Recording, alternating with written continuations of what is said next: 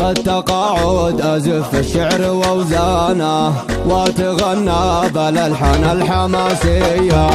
الفخر والشرف هذا انت عنوانه، لك بيوت الشعر بالعز مبنية. بالتقاعد أزف الشعر وأوزانه وأتغنى بالألحان الحماسية. الفخر والشرف هذا انت عنوانه، لك بيوت الشعر بالعز مبنية. باسم عبد الإله سطرت قيفانه، سيرته بالذهب والطيب مروية.